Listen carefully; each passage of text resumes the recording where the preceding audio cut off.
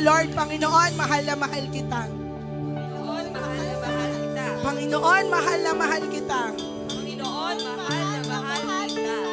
Kasi alam namin, mahal na mahal mo kami. Kasi Amen. alam namin, Mahal na mahal mo kami. Sino po ba dito ang nandito para handa ng sumamba sa Panginoon? Sabi, siguro nasa utak ng mga worship leader dito, parating tinatanong ng worship leader yon. Kasi nga po walang tulog. Pero praise God, purihin natin ang God. Sabihin natin sa Kanya and declare, Panginoon, mahal na mahal kita. Tama ba? Habang buhay. Sabay-sabay po tayo. Papupurihan ka habang buhay. Maglilingkod sa iyo habang buhay. Pag-ibig ko sa iyo iaalay. Isa pa po, habang buhay. Sabay-sabay tayo mga kapatid. Sabihin natin sa Lord. Pupurihan ka. We love you, Lord. Habang buhay. Maglilingkod. Maglilingkod sa'yo. Habang buhay. Pag-ibig ko sa'yo iaalay.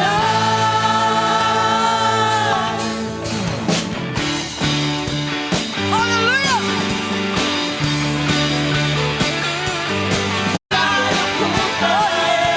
Ika'y papupurihan, pasasalamatan magpakailanman. Ika'y aking sasambahin, ngalan mo'y sasambitin, pagkat pag-ibig mo ang siyang mahalaga sa'kin. sa gitna ng kalungkutan, ika'y papupurihan, pasasalamatan magpakailanman. Pagkat aking sasambahin, Ngalan mo'y sasambitin, pagkat pag-ibig mo ang siyang mahalaga sa'kin. sa gitna ng kalungkutan, Ika'y papupurihan, pasasalamatan magpakailanman. Pasasalamatan Salamat! Panginoon! Pasasalamatan magpakailanman. Hallelujah! Hallelujah! Glory to your name!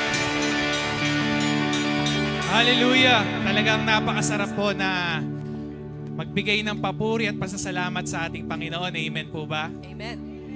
Sige po. Sa mga sandaling ito, let me share with you this verse from John 14 verse 27. It says, "Peace I leave with you, my peace I give to you. Not as the world gives, not as the world gives, I give to you. Let not your heart be troubled." Ibigay ang buhay mo. Alalahanin po natin ang krus. Para sa bagong buhay ko, simbolo ng pagmamahal ng Diyos. Kasi ay ganda sa iyong krus, ibig duhos, O Jesus, inialay mo. Pag-ibig mo kay ganda, kung sa iyo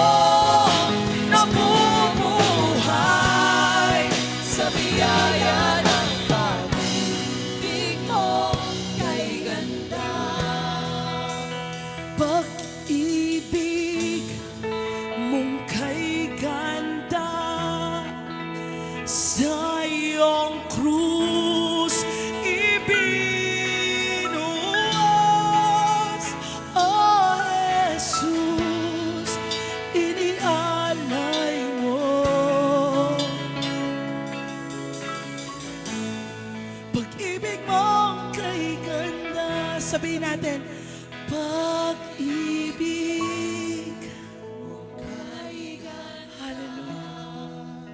Sa iyong krus, ibinuhos, O Jesus, inialay mo.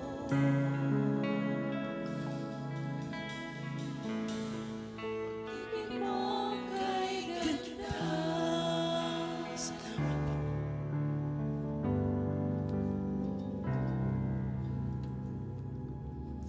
Ang iyong nilikha'y lumuluhod sa iyo, itataas ang ngalan mo. Bawat labi ay magpupuri, Jesus, dakila ka. Kami yung likha, Sa'yo itataas ang ngalan mo. bawat labi ay Nagsasabi Hallelujah! Hallelujah! Glorify. Hallelujah. Hallelujah. Lord, ang sarap po sa presensya mo, Panginoon. Ama, dumalapit kami sa iyo, Panginoon, sa araw nito. Just let your love, Lord, continue to flow to us and flow through us. Father, we thank you. Come, Holy Spirit, we need you, Lord. Satisfy every soul that is in here right now. And even, Panginoon, sa kanila na nakikinig at nanonood online, we pray, bless them. Let your love, Lord, shine through them and to them. Father, we thank you. In Jesus' name we pray. Amen. Amen. Hallelujah.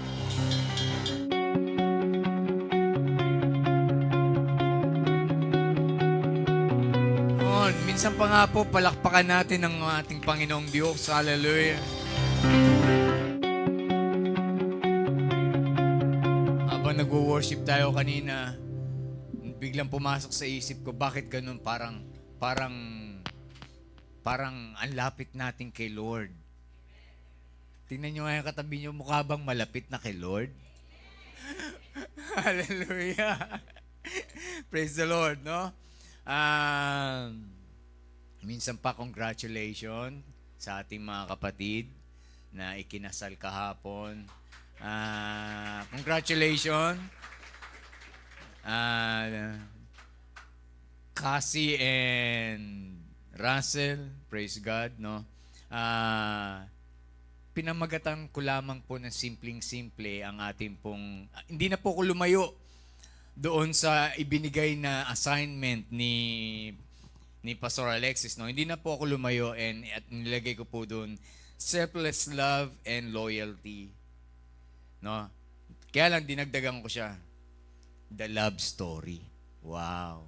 Kahapon habang nandun tayo sa kasalan, no? Nangingiti ako. Ang Lord nagsimula ng love story ni Russell at itinuloy hanggang sa araw kahapon at magpapatuloy bilang mag-asawa. Amen? Diba po, napakaganda mga kabataan na kung sino yung naging girlfriend mo or boyfriend mo, no, na darating yung time na sila din yung makakasama mo doon sa altar na ibinigay ng Panginoon para sa atin. No? A long and lasting love. Wow. No? Dapat laging nakaganon, no? A long and lasting love. Alam niyo, ang dami hong ganon kahapon. At natutuwa ako habang tinitingnan ko po yung nagaganap na kasalan. Pagtingin ko, nakita ko doon si Kuya Boyet, si Ate Ana. Nakita ko po naman yung parents ni Cassie. no? Nakita ko po yung ating mga kapatid dito sa church. Kita ko si Doc Oli, si Michelle, nandun din si Marvin and Odin, no? Si Madam, nakikimadam na din, no? Ang dami. Tapos nasa unahan ko pa si Nancy, si Mama, si Papa, no? Nandun si Ryan. Tapos pagtingin ko sa likod, ang dami nila. Ang dami namin nakapila, mga ninong, ano? And praise God, it is full of love. No? Ang ating pong, kasi medyo mahaba po kung babasahin natin yung ating teksto. Gusto ko po sana, kung may ballpen po kayo dyan at papel, isulat nyo na lang. Or medyo, tayo, millennial eh. Picturean nyo na lang. No? Mula po sa aklat ni Ruth, no? The Book of Ruth. Hindi po ni Ruth, no? Nakasama natin. The Book of Ruth. Nakakatuwa po talaga. Ang daming revelation ni Lord. Until kanina. Hallelujah. Until kanina. Dito makikita po natin sa Book of Ruth, no? Na kumikilos ang Diyos sa shadow ng mga hukom, ng mga judges, no? Tayo po, ulitin ko, ay nasa Book of Ruth. Pero, yung pong nangyayari, dahil sa panahon ito, nangyayari po ito doon sa, namamalagpag po sa panahon nito, yung pangunguna ng mga hukom, ng mga judge na itinalaga ng ating Panginoon. Now, sabi po dyan sa 17:6, no? Sa Tagalog ko na lang po babasahin. Judges 17:6, sabi po dyan, nang panahong iyon ay wala pang hari ang Israel. Wala pa po tayo sa nandun pa lamang po tayo sa introduction. Wala pang hari ang Israel, ginagawa ng bawat isa ang lahat, no, ng kanilang mga naisin. So they are doing things na nasa sa kanilang kalooban, no? Kung anong gusto nila, yun ang gagawin nila, no? At ang panahong ito ay punong-puno po ng tinatawag na famine, no? May taggutom, may kakulangan sa pagkain, may taghirap o kahirapan ng panahon na ito. Marami hong namamatay dahil sa gutom. Yan pong nakikita natin sa mga balita, gaya po na nangyayari sa Africa, yung pong mga bata halos wala na nakakain. Ganun po ang panahon na to sa bansang Israel. Actually, sa buong mundo nung time na to. Marami pong nawawalan ng kanilang livelihood, ng kanilang kabuhayan. Maraming nawawalan ng trabaho. Okay? At ang pangamba ng kamatayan sigurado. No? Merong threat of extinction. Akala nyo mga dinosaur lang ang may extinction, no? Ang tao rin po ng time na yun, meron pong extinction warning. Okay? Dito po, yung famine ay naging tool, kaparaanan ng Panginoong Diyos para maipakita, may tao. Hallelujah. May kaparaanan, itong tool na to, itong famine, ginawang tool ng Lord, kaparaanan niya para makita ang pagpapala niya. Hallelujah. Praise the Lord. At ako po'y naniniwala, marami po sa atin nakaranas nito. Amen? May mga times sa buhay natin na walang-wala tayo, kailangan natin biglang magpo-provide ang Diyos. Especially nung panahon ng COVID. Amen? Hallelujah. Nung panahon ng COVID, kahit tanong nyo sa mga masama na po ang pakiramdam ko, inuubo-ubo na ako, may sipon na po ako. Pero dahil bawal lumabas eh. No? Walang lalabas eh. Lahat kami sa bahay, alam nila yan, may ubo, may sipon. Masama ang pakiramdam. Kinakailangan kong kumuha, bumili ng pagkain. Wala pong iba kung hindi ako ang bimili. No? Kaya katakot-takot na face mask ang suot ko noon. Naalala ko.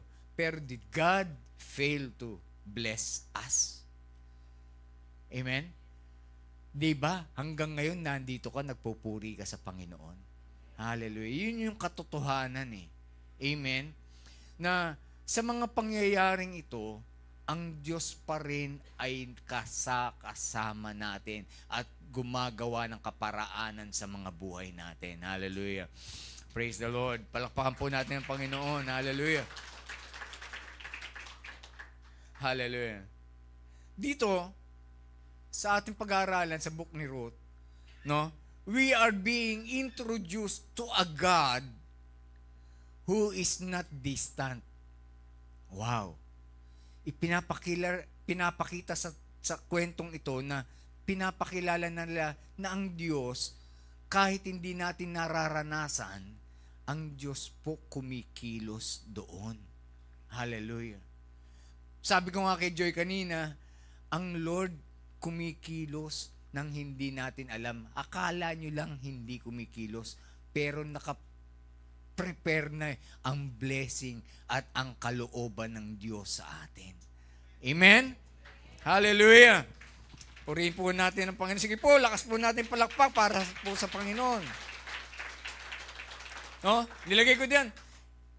We are being introduced to a God who is not distant but sovereignly working behind the scene. No? Nandun siya sa likod nung kwento, nung pangyayari. He is working quietly behind the scene. Kaya wala sa ating makakapagsabi na pinabayaan mo ko, Panginoon. No? Yung mga napapanood natin sa drama minsan, hindi na ho totoo yun. Hindi tayo pinabayaan ng Diyos. He is always behind the scene working. Hindi lang natin alam. At hindi natin nakikita at nauunawaan. Hallelujah. Hallelujah. Number 1 point po, magsimula po ako. No? Makikita po natin sa kwento ni Ruth na the total depravity. Ano po ba yung total depravity? Yung kawalan ng pag-asa ng ating mga kalalagayan. Nung sitwasyon nila, nung panahon ni Naomi, yung biyenan ni Ruth. Kasi ang kwento ganito namatay si Elimelech, yung asawa ng Naomi, na biyenan ni Ruth. Asawa ni Ruth, 2 anak ni Naomi, namatay din after 10 years. So, nung panahon na yon, kapag namatayan po kayo ng lalaki, asawa, no, sa pamilya, malaking kawalan po yun. Dahil sila po yung nagpapasok ng pangangailangan nila sa bahay. At ang kultura ng panahon na yon, ang lalaki po ang siyang mas kumikita at binibigyan ng trabaho. Amen? So maliwanag po, nasa lalaki po, gaya nung sinabi sa iyo kahapon, Ras, ni Pastor Dennis, no? Kung nandun po kayo, ano sabi? Ang design talaga ng Lord, ang magpapasok ng pera, lalaki. Pero sa panahon ngayon, hindi na. Sa panahon ngayon, both can bring blessing ayon sa kanyang kasipagan na ginagawa sa Panginoon. Amen? Amen? So, mabalik po tayo, no? Ang tao, inahalintulad sa panahon ni Naomi at ni Ruth. Na tayo po ay walang kakayanan na mabuhay sa sariling atin. At yan po ang totoo. No? Sabi pa ng kwento, Naomi and Ruth returns to the place where they have been. Kasi galing sila sa Bethlehem. Medyo kwento ko ng konti, Pastor, no? Gusto ko lang magbigay ng konting trivia, pero a little insight. Doc, Bodge, no? Ito yung sinasabi ko.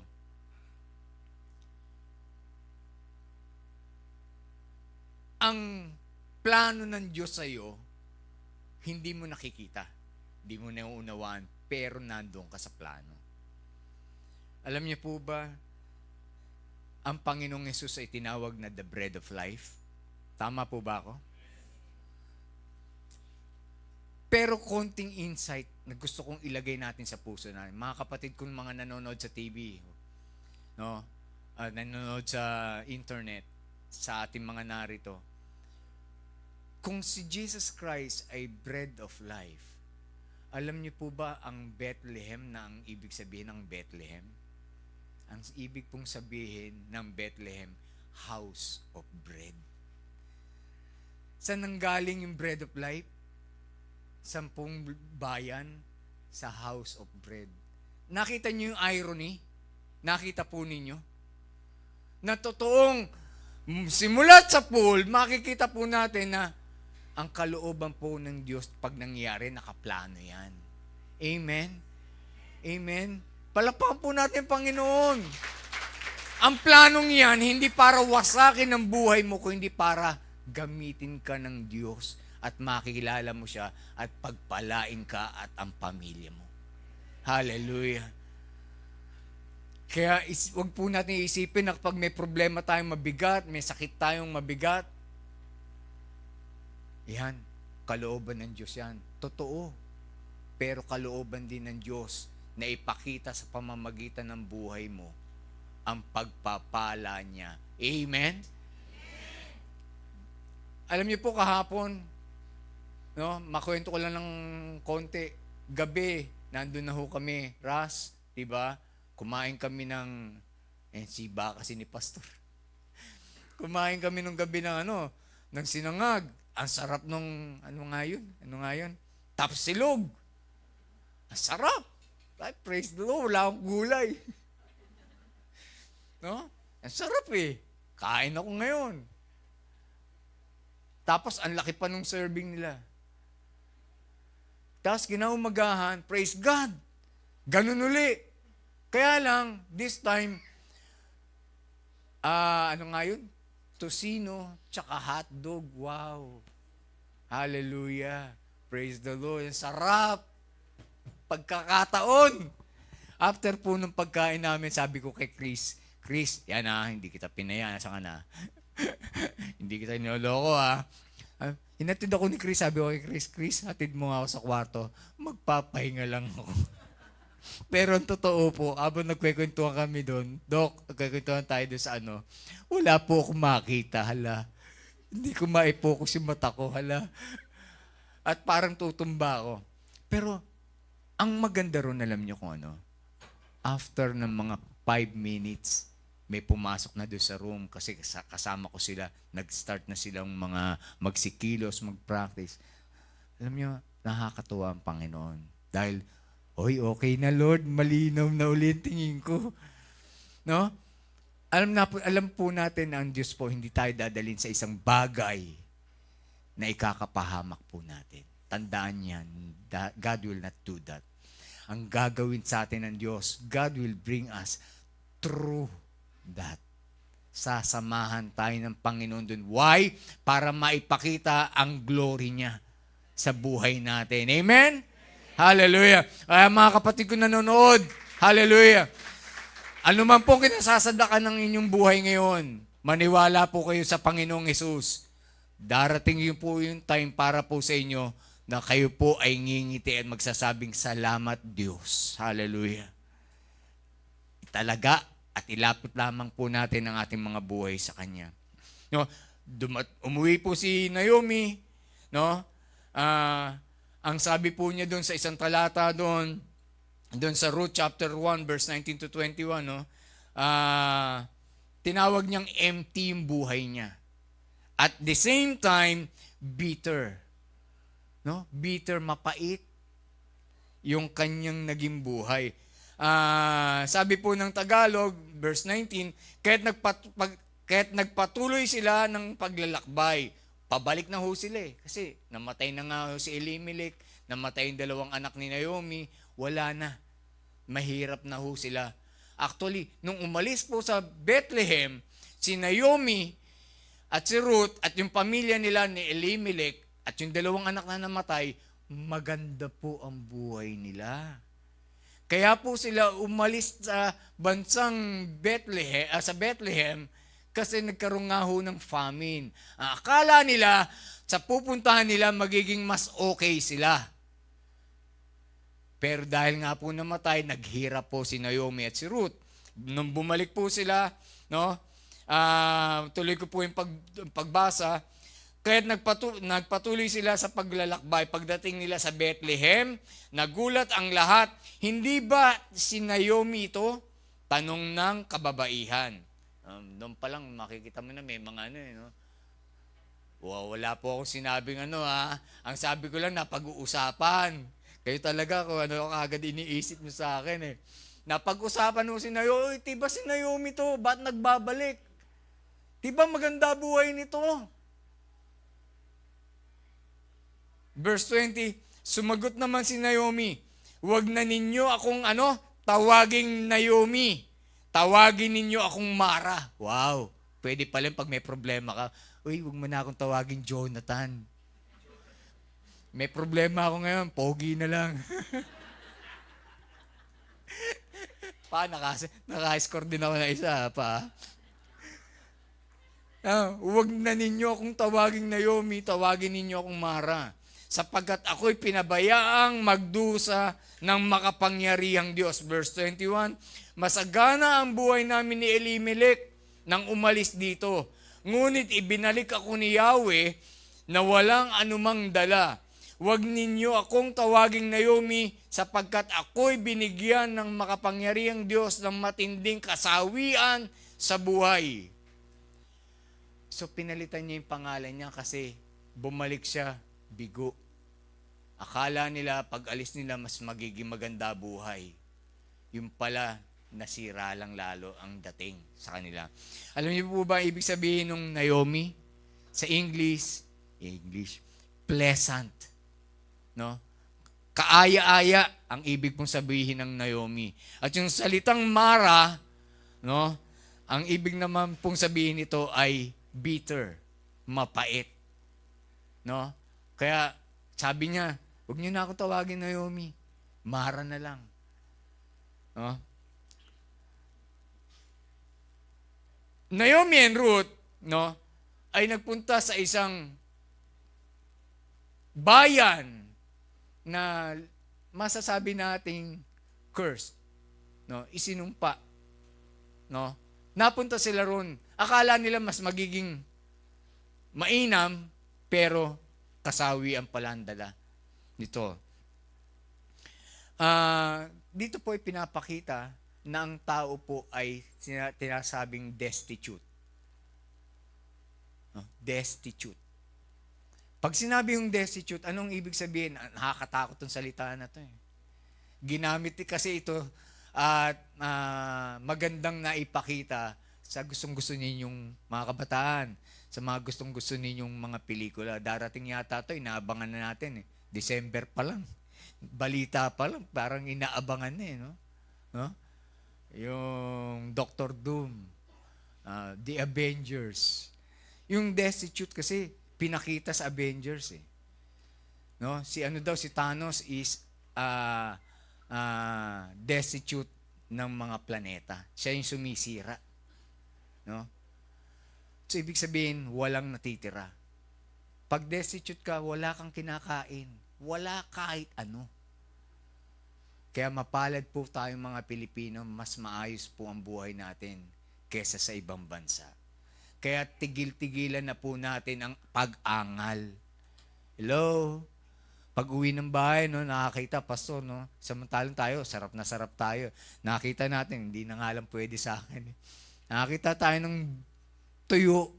Isang piraso, sarap na nun Yung mga kabataan ngayon, nagre-reklamo pa. Hello? Di nyo lang alam Yung mga taong kapwa natin Pilipino sa ibang bansa, no? Umiiyak at nagpapasalamat kapag meron silang tuyong pinadala kayo. Sarap na sarap sila ron. Tapos kayo nandito, meron kayo. Ayaw nyo. Minsan lang naman yun. Hallelujah.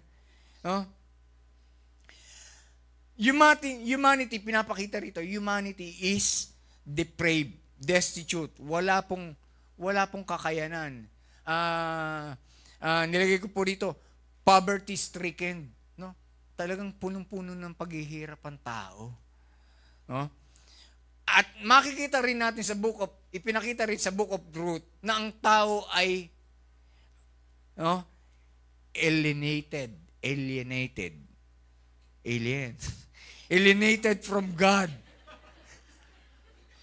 No? Alienated from God. Ibig sabihin, siya po ay talagang nalayo sa Diyos. Amen? Ang tao kapag walang relasyon kay Kristo, ay talagang malayo sa Diyos. Hallelujah.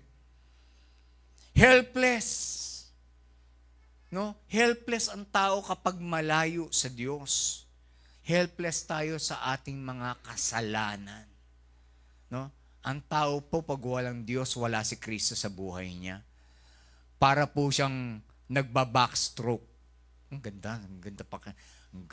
ganda panoorin, nagba-backstroke sa pag-swimming, Kaya lang backstroke sa kasalanan. Hindi niya alam pag ganyan, sa stroke niya sa tubig na ganyan, hinayakap siya ng mga kamay ng mga diablo. At may mga nagtataas na kilay sa live. Kung hindi man po ako gumaling, hindi po ako tatalikod sa Diyos. Why? Hindi naman po yung kagalingan sa karamdaman ang bubuhay sa akin Ang bubuhay sa akin, dito, yes, matitigok ako. Pero makakaasa ako na meron akong buhay na walang hanggan sa langit. At yun ang mahalaga. Kasi ang tao, ang iniisip lagi ng tao, pansamantagal. Pansamantala lang naman pansamantala lang, pero halos buong buhay na, nandun na. Wala rin nangyari. Pero sa Panginoon, kapag lumapit ka, totoo, after this life, you will live with Him. Kaya ako, sa totoo lang, blessing talaga sa Panginoon Maniwala kayo sa akin, blessing sa Panginoon. Napakalaking blessing. Hindi ko po hinangad tong nasa braso ko. Never ko pong in-expect to. Yan ang totoo. Wala. Alam mo ni PX yan. Kagaya niya, kagaya ko. Kung gugustuhin namin yumaman, di sana noon pa. Businessman.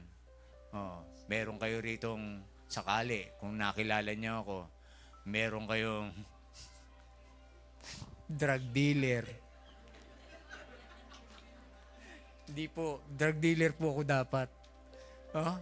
Mas madali ho pera ron Ano kaya, contractor. Biro mo yung contractor, daig pa yung pinakamataas na nasa official, Billion yung pera niyo sa bangko. Yung mga official natin, million lang. Bakit ko sinasabi to? Ang Diyos po, pag nagmahal, ano ba yung term na yun? Dalisay. Pure. Kaya yung may mga pangalan pong dalisay dyan, mapalad po kayo. Pinag-isipan ng parents ninyo yung pangalan ninyo. The coincidence. Ruth happens to land in the field of Boaz. Ito na yung sinasabi ko. Wala akong coincidence sa Diyos. Dito sa pagbabaaral ko, akala natin may coincidence, pero wala pong coincidence sa Diyos. God ordained that to happen. Kasi gusto niyang may mas magandang blessing para po sa inyo. ang nangyari si Ruth napunta doon sa field ni Boaz, no? O ni Boaz, o Boaz, no?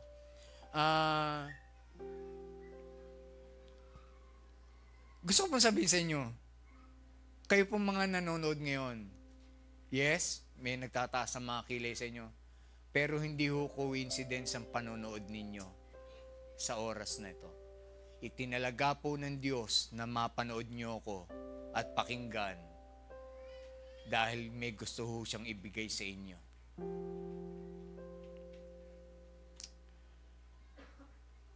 No accidents, no coincidence, no? Sa karunungan at sa wisdom and judgment ng Diyos, wala po yun. Wala po yun. It is all a divine appointment. Ano po ba yung divine appointment? O another terminology. No? Ano ba yung divine appointment? Anong ibig sabihin nun? It's a divine election. You were chosen by God to be here. Sabi ko nga sa inyo kahit kayong mga nanonood dyan sa live, marami hong pwedeng manood sa paakin o umattend sa church sa akin, ang makinig sa akin. Pero God chose you, God picked you above all the people para makinig sa akin.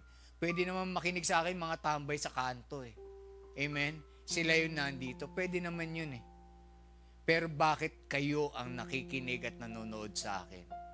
Bakit kayo ang nandito at nananambahan sa Diyos? Kasi pinili kayo ng Diyos para manambahan sa Kanya. Amen? Yung mga kabataan, bakit nagbalikan kayo rito? May mga bumalik dito. Bakit? It is because God made you to come back here. Amen? Pwede naman kayong, diba? Meron kang halagang 100. Pumunta ka sa kapitbahay mo, pumunta ka sa barkada mo, tara na, internet tayo. Sagot ko, ML tayo. Diba? Ano pa ba mga bagong laro ngayon? Diba? Valorant, no? Diba? Ang pinagmulan dun, kanyang responsibility.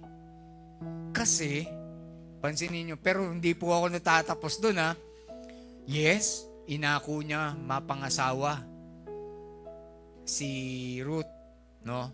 Pero alam niyo po ba, sa atin, sa culture nila, pero gusto kong maintindihan natin, sa culture nila ito, okay ito, katanggap-tanggap. Malayong kamag-anak, si Boaz, hindi ni Ruth. Dahil si Ruth, Moabite si Ruth Hindi naman Israelita si Ruth.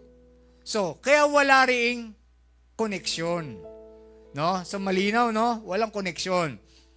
Kaya lang po, ang inako ang may kamag-anak kay Boaz, wala pong iba kung hindi yung biyenan ni Ruth, si Naomi. So, kaya parang ang dating magkamag-anak sila, pero ang totoo, malayong-malayo na po. So, maliwanag po ba? Baka sabihin ninyo, no? Inaaral ko siya po, nung inaaral ko, Lord, diba masama itong ganito, kamag-anak mo. Pero nung inanalyze ko, habang inaaral ko siya, luminaw ang lahat. Hindi niya kamag-anak si Ruth. Kasi, meron po silang kultura na kung sino yung may kakayanan, ang siyang aako tutulong doon sa kanyang naghihirap na pamilya. So, eto pa, para mas maliwanag. Si Boaz po, siya yung pwedeng tumugon sa pangangailangan ni Naomi. Siya yung pwedeng tumubos. Kasi whether you like it or not, nagkautang tong si Ruth. Si Naomi. Kasama dahil ang kamag-anak ni si Naomi ay kapamilya niya. Kung meron man tong problema, ang tutubos sa kanya ay yung kanyang kamag-anak na may kakayanan. Okay? Maliwanag to Pakinggan ninyo. Hindi kamag-anak ni Boaz si Ruth. Eto pa. Para makasigurado, ano sabi ni Boaz sa ginawa? Basahin nyo. Pag uwi ninyo, basahin ninyo, maniwala kayo sa akin. Mas maiintindihan nyo. Si Boaz po, sabi niya, wag muna. Dahil parang ang pangit, ang sagwa eh. Parang, anong tawag doon? Yung shotgun wedding ang nangyari. Parang ganun. No? Natulog si Naomi. Doon sa paanan. Sa paanan ni Boaz. Nung natulog si Boaz, nagulat siya, may babae. Wala. So, nung naintindihan niya, sabi ni Boaz ganito, sandali muna. Huwag kang magpapakita. Ibig ba sabihin nun si Chrissy may kasalanan, no? Ayaw niya lang munang gusto niya lang munang mapatunayan ang kalooban ng Diyos. Alam niyo ba ginawa ni Boaz? Hinanap ni Boaz yung pinakaunang pwedeng tumubos kay Naomi. At yun po ay sabi niya, ikaw ang may karapatan. Sabi po ni Boaz dun sa mas mayaman yun. Ikaw ang may karapatan na umako at tulungan si Naomi at si Ruth para maging asawa. Ano sabi nung ano? Pinakita ni Boaz do sa sa kamag-anak nilang mas mayaman. Ano sabi nung mas mayaman? Hindi na. Ikaw na ang tumubos. Ibinigay niya kay Boaz. So, nag-play safe ba si Boaz? Yes. Kasi alam niya yung tama na gawin. Amen? So, dito, nung tinubos tayo ng Panginoong Hesus, hesed yun. Binayaran ng Panginoong Hesus yung kasalanan natin. Amen? Sa pamamagitan ng Kanya't dugo at ng Kanyang buhay. So, tayo pong mga nagsisi sa mga kasalanan natin, ginawa nating Panginoon at Haring tagapagligtas ang Panginoong Hesus. Hesed. Binayaran niya tayo sa ating mga pagkakautang. Saan? Sa dyablo. Amen? Hallelujah. Palakpakan natin ang Lord. Hallelujah. Mahaba pa pero puputulin ko na po. No? Pangatlo, the need for kinsman, redeemer. Kinakailangan ng redeemer. Kinakailangan ng kinsman, redeemer. Basahin ko lang po Leviticus 25:25. Sabi po dyan, kung sa inyo'y may maghirap at mapilita magbenta ng kanyang ari-arian, iyon ay dapat tubusin agad ng pinakamalapit niyang kamag-anak. Sino ang tutubos? Pinakamalapit na kamag-anak. Yan po ang ginawa ng Diyos sa atin. Ang Panginoong Diyos po, ang Panginoong Hesus po ang tumubos sa atin. Amen?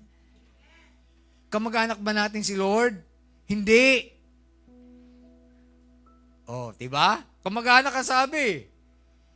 Bakit tayo tinubos ni Lord? Kasi mahal niya tayo. Nilikha niya tayo. Ano pa sabi?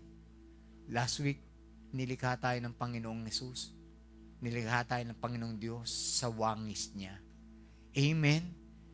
Kaya sa tuwing titingnan ka ng Lord, ang nakikita niya nung nagsisik ka sa kasalanan mo at patuloy ka namumuhay, nananampalataya sa Kanya, nakikita ng Diyos sa iyo ang Panginoong Hesus. Hallelujah. Pogi ko pala. Amen? Ang pogi pala natin, ang ganda natin. Hallelujah. Natatawa tayo pero yun po ang totoo. Ang gaganda at ang popogi po natin sa harapan ng Diyos. At yun po ang totoo. Dahil ang nakikita niya sa atin ay ang wangis ng kanyang nag-iisang anak. Purihin po ang Panginoon. Hallelujah. Ang dami pa. Yung pong ang mga bagay nito ay gagawin po naming glory para po sa pangalan mo. Hallelujah. Salamat po, Panginoon. Lord, I pray and I declare for blessing upon blessing sa buhay ng mga kapatid at magulang ko narito. Lord, right now, tanggapin nila ang pagpapala mo, ang iyong kapuspusan, Panginoon, sa tanging pangalan po lamang ng Panginoong Jesucristo. Amen. Amen. Hallelujah.